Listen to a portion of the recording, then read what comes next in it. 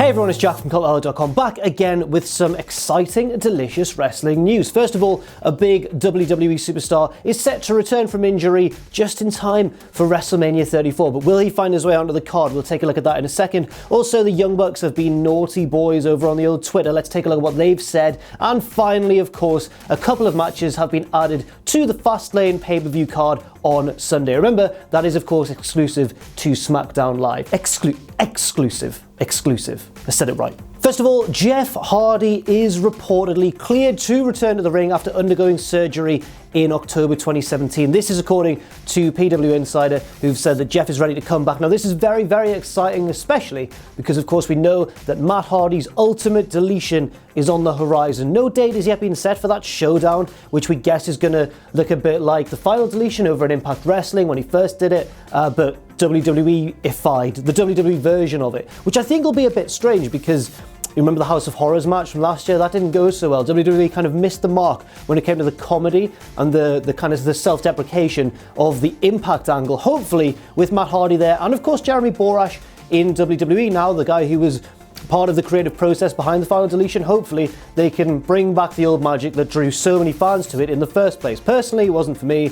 Then I came around to it because I was threatened and physically assaulted by Matt Hardy until I agreed. So there. It'll be great to see Jeff back on the show. He's, of course, a beloved figure in WWE and a former WWE champion as well, of course. But will he find his way onto the WrestleMania 34 card? The Bar, Sheamus and Cesaro have been saying on Twitter and all that sort of thing, and cutting promos saying like, we haven't got any big opponents, who's going to possibly step up, we've beaten everyone in the Raw tag division, maybe it's going to be the Hardys then, maybe they're going to come out as they did last year when they returned to WWE and just take the tag division by storm once again. Although with Matt's current feud with Bray Wyatt, as I just mentioned, maybe it won't be the Hardys, maybe it'll be someone else. And that brings us handily on to our next news item. Now, Sheamus put out a tweet, as I mentioned, where he said, who's left to challenge the Bar at WrestleMania, we're the best, blah, blah, we're heels and all that. But, you know, he's right, they have beaten everyone in the Raw tag division after easily dispatching the Revival on Monday, which was very sad to see. I love the Revival and they've not really been booked according to my own personal tastes. But, on the other hand, this led to a big Twitter news story when he was replied to, Sheamus, by Nick Jackson of the Young Bucks, who said, well, we've got that date free, like as if like he's looking at it on an indie calendar and he's noticed, oh, our WrestleMania date is free, which, come on now, it's not going to actually happen, is it? I mean, I know that the Hardys made a shock return last year in a match involving Sheamus and Cesaro and one night after wrestling the Young Bucks at Ring of Honor, but I just can't see it happening. The Young Bucks have talked at length before in interviews with like people like Rolling Stone and stuff about how they will be reluctant to go back to WWE for a number of reasons, including they prefer their indie schedules. Of course, WWE has a very rigorous travel and wrestling schedule. Their merchandise sales are off the charts at the moment. They're the hottest part of the hottest indie stable in the world. Bullet Club, again, a big merch machine. And I think also they just wouldn't enjoy the lack of creative freedom. The Young Bucks are always pushing the boundaries of, you know, pro wrestling. Many say they're killing the business, many love what they do, but you can't deny that they've met great success along the way. So I think this is just the Young Bucks being a little bit cheeky, but as we know, anything can happen in WWE. But not this.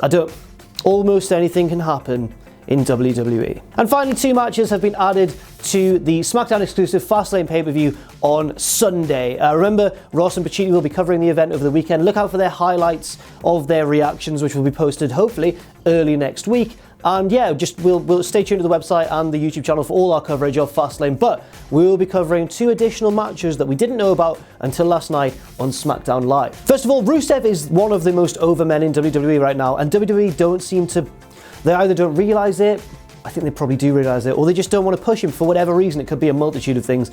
They could just be waiting for him to give him a push after Mania. That's what I'm hoping is the case.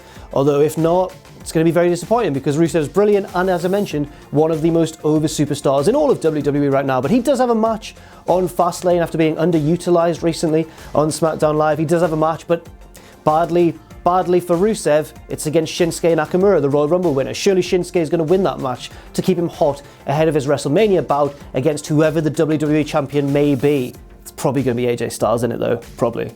And over in the women's division, we will have a tag match which is between Becky Lynch and Naomi, the babyfaces, and the heel team of Miss Money in the Bank, Carmella, and Natalya as well. This one, Doesn't seem to be too much background to this match. It just seems to be one of those ones where they needed another match. They've thrown together some people who don't have too much going on right now. Like, Becky is involved in a bit of a feud with Carmella, but she beat her clean on Tuesday. So I don't know what much there is to be gained from this match other than to fill a little bit of time on the show. That's all for now. Thank you very much for watching this news video. I've been Jack from cultaholic.com. Follow us on Patreon, patreon.com/cultaholic.